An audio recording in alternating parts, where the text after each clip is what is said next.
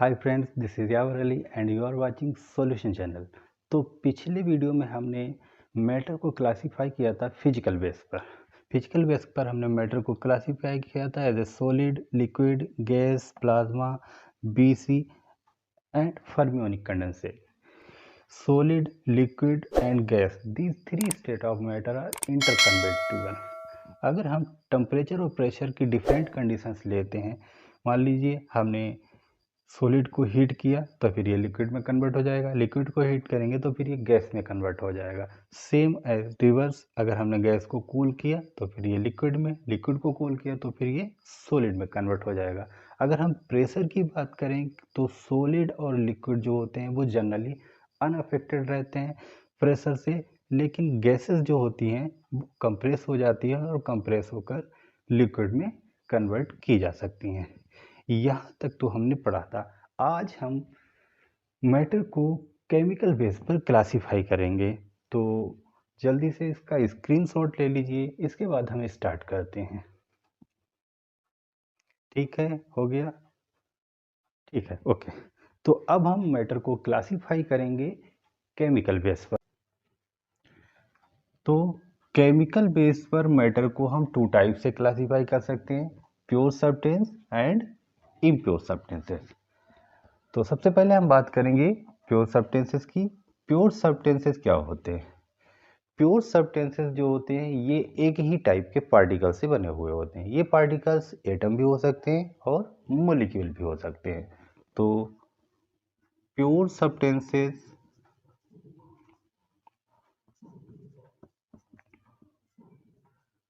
are made up of only one kind of particles. The particle may be atom या फिर molecule. ठीक है, example ले लेते हैं हम। जैसे मान लीजिए मेरे पास डिस्टिल्ड वाटर है। डिस्टिल्ड वाटर, डिस्टिल्ड वाटर में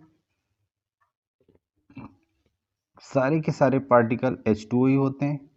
H2O, H2O, H2O, H2O, H2O, H2O। तो इस H2O को पूरे को एक पार्टिकल गिना जाएगा, क्योंकि यहाँ पर हम वाटर की बात कर रहे हैं। तो डिस्टिल्ड वाटर के अंदर में सारे के सारे पार्टिकल्स जो हैं वो सेम टाइप के हैं, इसीलिए ये आपका क्या कहलाएगा? ये प्योर सब्सटेंस कहलाएगा। और एग्जांपल हम ले लेते हैं। मान लो मेरे पास H2 गैस है, ये भी एक प्योर सब्सटेंस होगा, क्योंकि H2 गैस में सारे के सारे पार्टिकल जो होंगे वो H2 ही होंगे, हाइड्रोजन। और हम ले लेते हैं, मान लो मेरे पास हीलियम गैस है। हीलियम गैस में सारे के सारे पार्टिकल He के ही होंगे। ओके, तो ये भी एक प्योर सब्सटेंसेस है। यहाँ पर H2 गैस और डिस्टिल्ड वाटर में जो पार्टिकल्स हैं वो किस फॉर्म में है? मॉलिक्यूलर फॉर्म में। इसमें H2, इसमें H2 की फॉर्म में। लेकिन हीलियम गैस में जो पार्टिकल्स हैं वो एटॉमिक फॉर्म में, क्योंकि हीलियम जो है वो मोनो एटॉमिक फॉर्म में एग्जिस्ट करती हैं। तो हमने यहाँ पर बताया था कि पार्टिकल्स एटम भी हो सकते हैं और मॉलिक्यूल भी हो सकते हैं। तो ये आपके हो गए प्योर सब्सटेंसेस। इसके अलावा और भी बहुत से प्योर सब्सटेंसेस हो सकते हैं। अगर मैं बात करूँ एयर की, क्या एयर प्योर सब्सटेंस है? एयर के अंदर हम देख लेते हैं एयर के कंपोजिशन में। एयर में बहुत सी गैसेस होती है, जैसे हाइड्रोजन है, ऑक्सीजन है, नाइट्रोजन है, और भी इसके अलावा और भी बहुत सी गैसेस होती हैं। तो इसमें क्या एक ही टाइप के पार्टिकल है? नहीं, इसमें नाइट्रोजन है, O2 है, H2 है, डिफरेंट डिफरेंट टाइप के पार्टिकल। इसलिए एयर जो है वो प्योर सब्सटेंस नहीं है। और अगर हम किसी की बात कर लेते हैं, जैसे मान लो टैप वाटर की अगर हम बात करें, टैप वाटर, टैप वाटर के अंदर H2 तो होता ही है ज़्यादा क्वांटिटी में। इसके अलावा और भी मिनरल्स होते हैं, जैसे मान लो सोडियम है, कैल्शियम है, फ्लोराइड्स भी होते हैं और भी बहुत से होते हैं। तो क्या इसमें एक ही टाइप के पार्टिकल है टैप वाटर में? नहीं, इसमें डिफरेंट टाइप के पार्टिकल हैं। ये अलग हो गया, ये अलग हो गया, ये अलग हो गया। तो टैप वाटर जो है वो एक प्योर सब्सटेंस नहीं है, क्योंकि इसमें डिफरेंट टाइप के पार्टिकल्स हैं। तो प्योर सब्सटेंसेस वो सब्सटेंस होते हैं जिसमें सेम टाइप के पार्टिकल होंगे। वो एटम्स भी हो सकते हैं या फिर वो मॉलिक्यूल भी हो सकते हैं। ठीक है, और क्या हम जान सकते हैं, और क्या होता है? प्योर सब्सटेंसेस दे कंटेन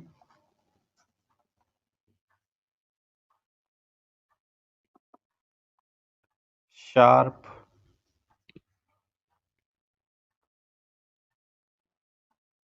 पूरा लिख देता, they contain sharp melting point, boiling point,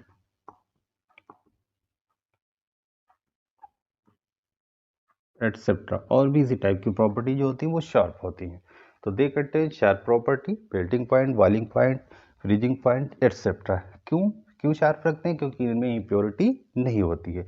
एक ही टाइप के पार्टिकल होते हैं, इसलिए उनके फिक्स मेल्टिंग पॉइंट या बॉइलिंग पॉइंट। जैसे मान लो मैं वाटर की बात करूँ, H2O, H2O का मेल्टिंग पॉइंट या बॉइलिंग पॉइंट 100 डिग्री सेल्सियस है।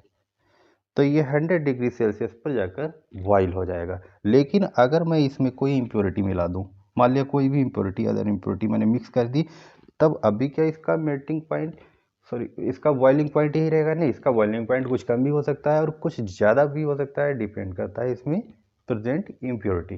तो इसीलिए इम्प्योर सब्सटेंसेस जो होते हैं उनकी इस टाइप की प्रॉपर्टी जो होती है ये शार्प नहीं होती हैं। तो प्योर सब्सटेंसेस जो होती हैं वो शार्प प्रॉपर्टी रखती हैं, like melting point, boiling point, etcetera.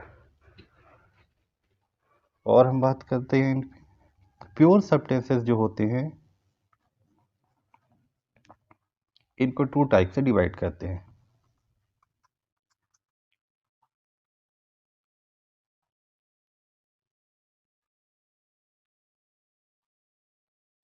Divided into 2 types. क्या 2 टाइप्स? एलिमेंट्स और दूसरे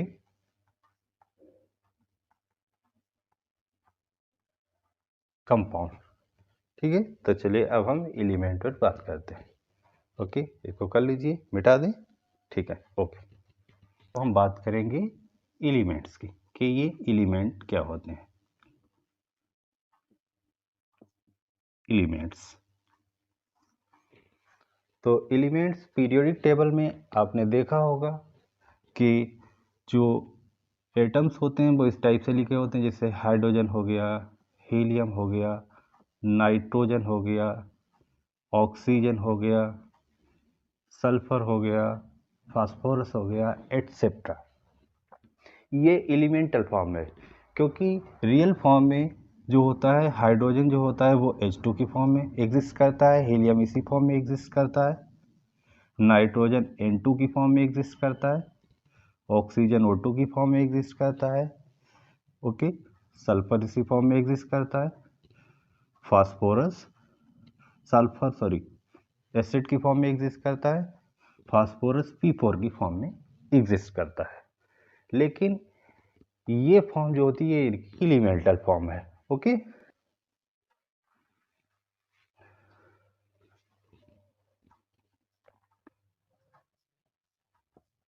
an element is the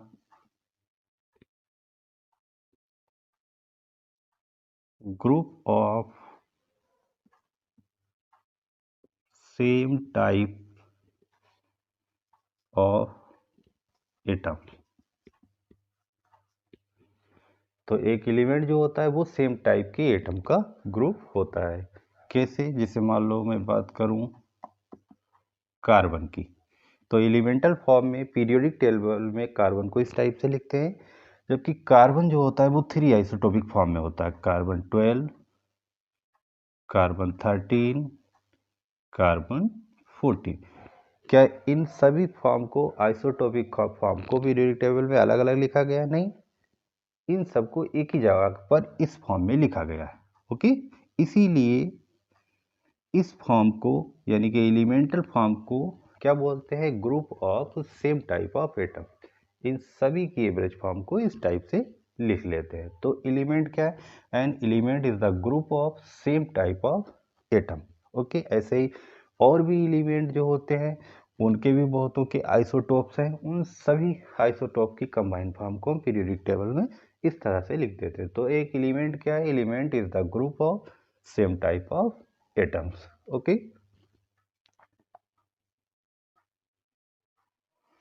elements जो होते हैं इनको जनरली हम 3 कैटेगरी में डिवाइड कर सकते हैं। They are divided into 3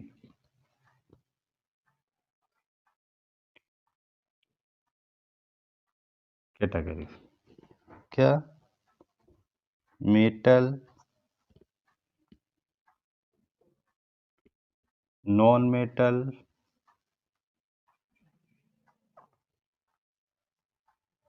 and sub metal. इसके अलावा भी एलिमेंट को हम कई टाइप से क्लासीफाई करते हैं, उनको डिटेल में हम आगे आने वाले लेसन्स में पढ़ेंगे। अभी बस इसका थोड़ा सा हम फील ले लेते हैं। तो एलिमेंट्स को 3 कैटेगरी में डिवाइड करते हैं, metal, non metal and sub metal. Metals जो है वो पीरियोडिक टेबल के अंदर सबसे ज़्यादा नंबर में है, फिर उससे कम नॉन मेटल्स हैं, फिर उससे कम सब मेटल्स हैं।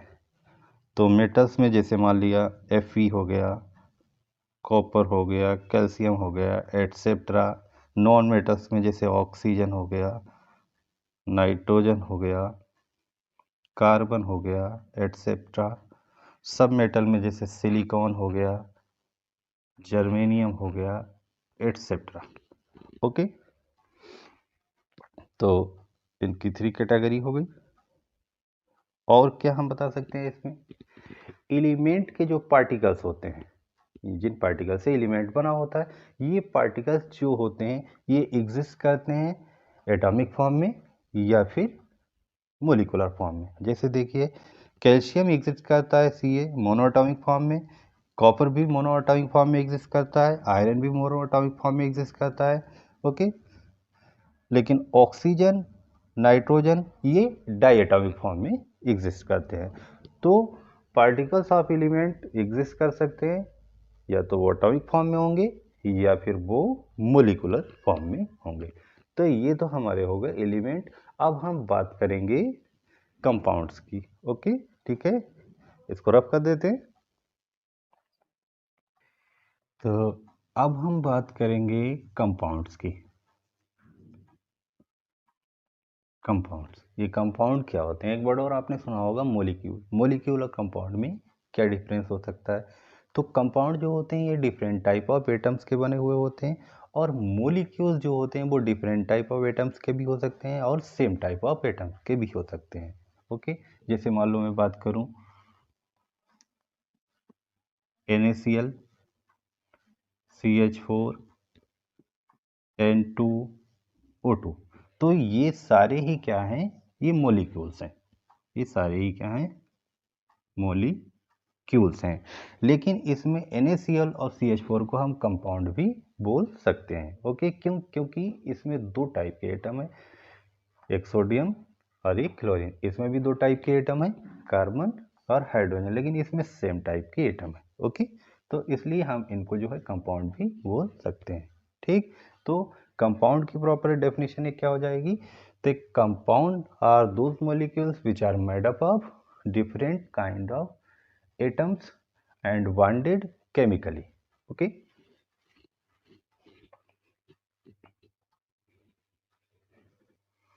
तो they are made up of different type of atoms and these atoms are chemically bonded and these atoms are chemically bonded. Okay, example ले लेते हैं, जैसे NH3 ये आपका कंपाउंड है, H2O ये आपका कंपाउंड है, CaCO3 ये आपका कंपाउंड है, एटसेट्रा और भी बहुत से ऐसे ही। लेकिन H2 की मैं बात करूं, O2 की मैं बात करूं, O3 की मैं बात करूं, Cl2 की मैं बात करूं, तो इनको हम कंपाउंड नहीं मानेंगे, ठीक है, क्योंकि ये मॉलिक्यूल की कैटेगरी में आते हैं, ये भी मॉलिक्यूल की कैटेगरी में आते हैं। ओके, लेकिन इनको हम मॉलिक्यूल ही कहेंगे और इनको हम कंपाउंड भी कह सकते हैं, ठीक है। और क्या हम बता सकते हैं इसके बारे में? The particles of compound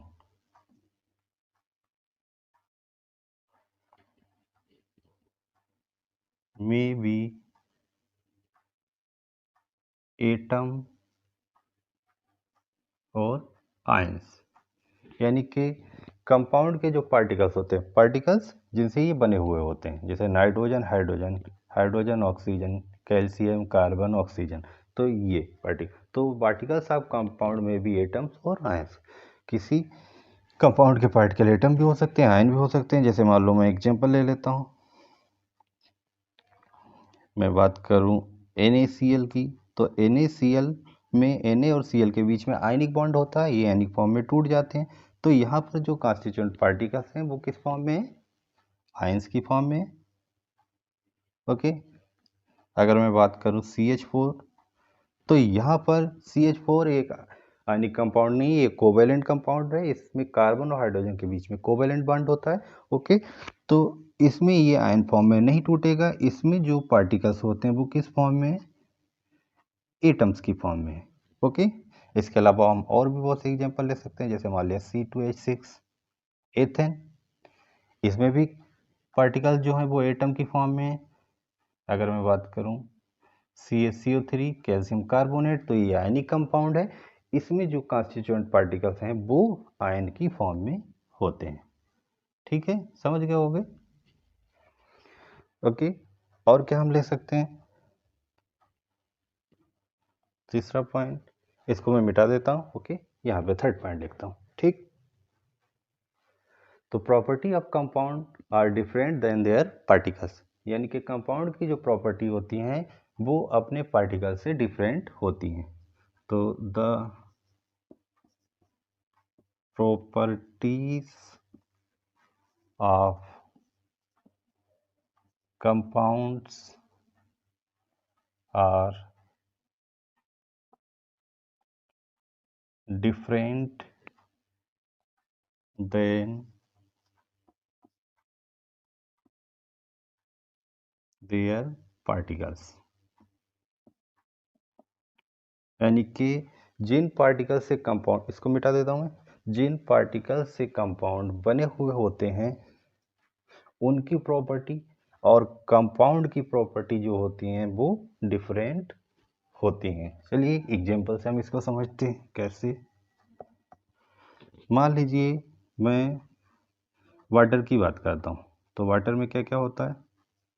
hydrogen और ऑक्सीजन, इनसे मिलकर क्या बनता है? H2O। ओके, हाइड्रोजन किस फॉर्म में है? गैसियस फॉर्म में, ऑक्सीजन गैसियस फॉर्म में, लेकिन जो वाटर बनता है वो किस फॉर्म में होता है? वो लिक्विड फॉर्म में होता है, ठीक। और देख लेते हैं, हाइड्रोजन बर्न करता है as a fuel, oxygen help in burning, ये बर्निंग में सहायता करता है, और H2O ये क्या करता है? ये आग को बुझा देता है, ठीक है, स्टॉप बर्निंग, ये आग को बुझा देता है। ठीक है। तो यहाँ पर हम क्या देखेंगे कि जो कंपाउंड है उनकी प्रॉपर्टी अपने जो कॉन्स्टिट्यूएंट पार्टिकल्स हैं जिनसे वो बने होते हैं उनकी प्रॉपर्टी से डिफरेंट है, ठीक है। और क्या हम लिख सकते हैं, इसको मैं थोड़ा सा मिटा देता हूँ, चलो इसको नीचे लिख देता हूँ थोड़ा सा। The particles of compound cannot be separate by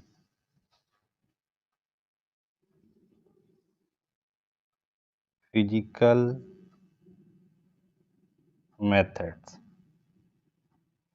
तो कंपाउंड्स के जो पार्टिकल्स होते हैं उनको हम फिजिकल मेथड से सेपरेट नहीं कर सकते क्योंकि इनके बीच में केमिकल बॉन्ड होता है, okay.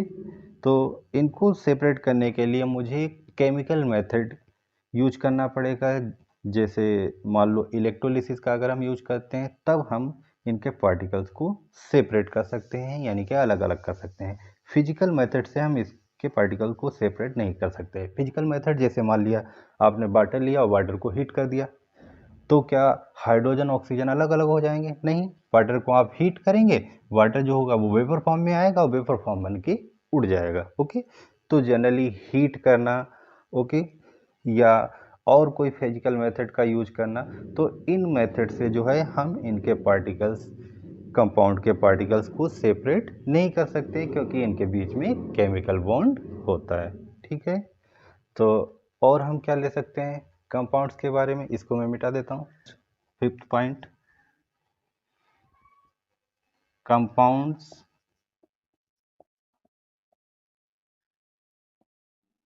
may be two types,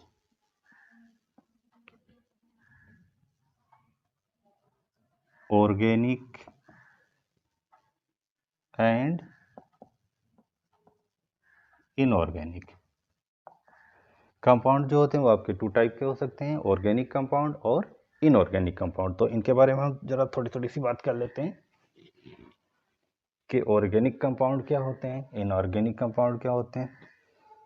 अगला ले लेते हैं ऑर्गेनिक कंपाउंड। तो ऑर्गेनिक कंपाउंड की कोई प्रॉपर डेफिनेशन नहीं है, तो इनको हम सिंपल इस टाइप से लिख सकते हैं, the carbon must be present in organic compound, यानी कि ऑर्गेनिक कंपाउंड के अंदर जो होगा वो कार्बन जरूर प्रेजेंट होगा।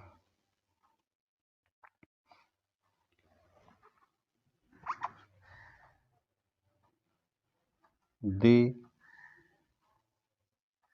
contain generally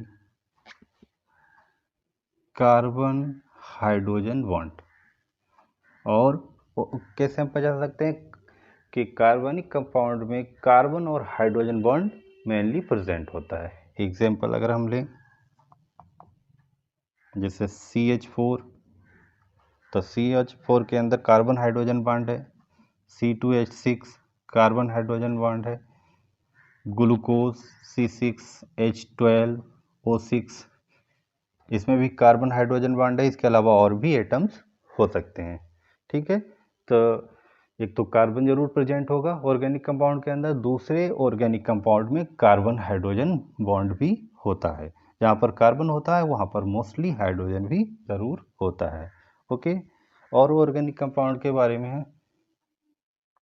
हम क्या बता सकते हैं, they contain covalent bond, okay. इनमें जो होता है कोवैलेंट बॉन्ड होता है। जैसे कार्बन हाइड्रोजन के बीच में हम बात करें कोवैलेंट बॉन्ड, यहाँ पर भी कोवैलेंट बॉन्ड है। यहाँ कार्बन हाइड्रोजन ऑक्सीजन इनके बीच में कोवैलेंट बॉन्डिंग है, ओके। तो कार्बनिक कंपाउंड के मेन तीन प्रॉपर्टी हो गई, एक तो कोवैलेंट बॉन्ड होगा, ओके, दूसरे कार्बन हाइड्रोजन बॉन्ड भी होगा, तीसरे कार्बन भी प्रेजेंट होगा। लेकिन कुछ एक्सेप्शंस भी हैं, कुछ एक्सेप्शंस भी हैं जिनमें कार्बन तो प्रेजेंट है लेकिन वो ऑर्गेनिक कंपाउंड की कैटेगरी में नहीं आते हैं। जैसे मैं बात करूं अगर मेटल कार्बोनेट की, जैसे CaCO3, इसमें ये कार्बन प्रेजेंट है लेकिन ये ऑर्गेनिक कंपाउंड की कैटेगरी में नहीं आते हैं। जितने भी मेटल कार्बोनेट है, calcium carbonate, sodium carbonate, potassium carbonate और भी जो भी कार्बोनेट है। कार्बन डाइऑक्साइड, इसमें भी कार्बन प्रेजेंट है लेकिन ये ऑर्गेनिक कंपाउंड की कैटेगरी में नहीं आता है। ओके, तो इसी तरह से और भी बहुत से हैं एक्सेप्शंस जिनमें कार्बन तो प्रेजेंट है लेकिन ये ऑर्गेनिक कंपाउंड की कैटेगरी में नहीं आता है। इनको हम ऑर्गेनिक इनऑर्गेनिक कंपाउंड की कैटेगरी में रखते हैं। ठीक है, चलिए इसको लिख लीजिए, इसको मैं मिटा देता हूँ। तो नेक्स्ट पॉइंट ले लेते हैं, inorganic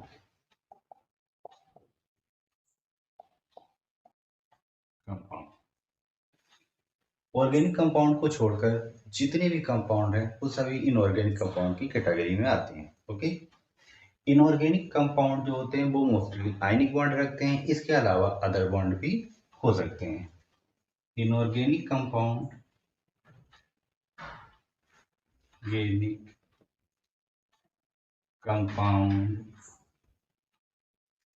contain mostly ionic bond,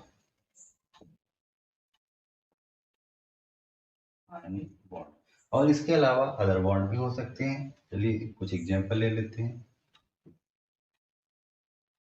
NaCl sodium chloride, इसमें आयनिक बॉन्ड होता है। KCl पोटेशियम क्लोराइड, इसमें आयनिक बॉन्ड होता है। CaCl2 कैल्शियम क्लोराइड, इसमें आयनिक बॉन्ड होता है। अगर H2 की मैं बात करूं तो H2 ये आयनिक प्रॉपर्टी रखता है लेकिन इसमें कोवैलेंट बॉन्ड होते हैं।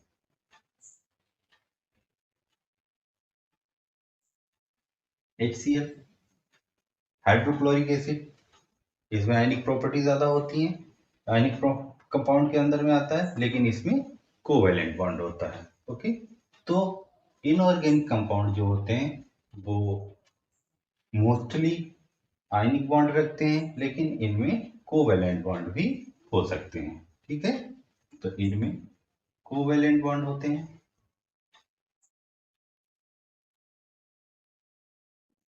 इसमें आयनिक बॉन्ड होते हैं। कोवैलेंट बॉन्ड और आयनिक बॉन्ड को आगे हम लेसन्स में डिटेल में पढ़ेंगे। तो आयनिक बॉन्ड जो होता है वो इलेक्ट्रॉन्स के कंप्लीट डिस्ट्रीब्यूशन से बनते हैं और कोवैलेंट बॉन्ड जो होते हैं वो इलेक्ट्रॉन्स की शेयरिंग से बनते हैं। ठीक है, और नेक्स्ट पॉइंट, एक और पॉइंट हम ले लेते हैं, इसको रख कर देते हैं। तो चलिए नेक्स्ट पॉइंट ले लेते हैं, 8 ऑल कंपाउंड्स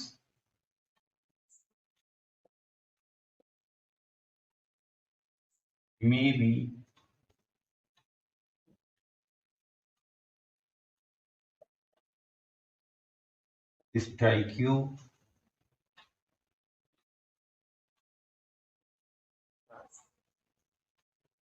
स्टाइक्योमेट्रिक और नॉन स्टाइक्योमेट्रिक। नॉन स्टाइक्योमेट्रिक, ठीक है, चाहे ऑर्गेनिक कंपाउंड हो या इनऑर्गेनिक कंपाउंड, कोई भी कंपाउंड जो है वो इन दो कैटेगरी में भी आ सकता है, या तो वो स्टाइक्योमेट्रिक हो सकता है या फिर नॉन स्टाइक्योमेट्रिक हो सकता है। तो कुछ एग्जांपल हम ले लेते हैं, जैसे एक बार मैं लाइन खींच के लिख देता हूँ। स्टाइक्योमेट्रिक क्या होते हैं? ऐसे कंपाउंड्स जिनका एलिमेंटल कंपोजिशन जो होता है वो फिक्स रेशियो में होता है, ऐसे कंपाउंड को हम बोलते हैं stoichiometric compound. They contain fixed ratio of elemental composition. Example जैसे NaCl। NaCl में हम देखेंगे एक Na और एक Cl है, तो इनका रेशियो फिक्स है 1:1 में। H2 को अगर हम देखें तो इसमें 2 हाइड्रोजन है और 1 ऑक्सीजन है, तो इनका रेशियो फिक्स है 2:1 एटसेट्रा। और भी बहुत से हो सकते हैं। कुछ कंपाउंड ऐसे होते हैं जो नॉन स्टोइकोमेट्रिक की कैटेगरी में आते हैं। ऐसे कंपाउंड का एलिमेंटल कंपोजिशन जो होता है वो फिक्स रेशियो में नहीं होता है। ऐसे कंपाउंड में से या तो कुछ अमाउंट जो होता है एटम का मिस हो जाता है या फिर पूरे के पूरे एटम ही मिस हो जाते हैं। तो दे, इनकी हम बात कर रहे हैं, यहाँ पर हम इनकी बात करें। They do not contain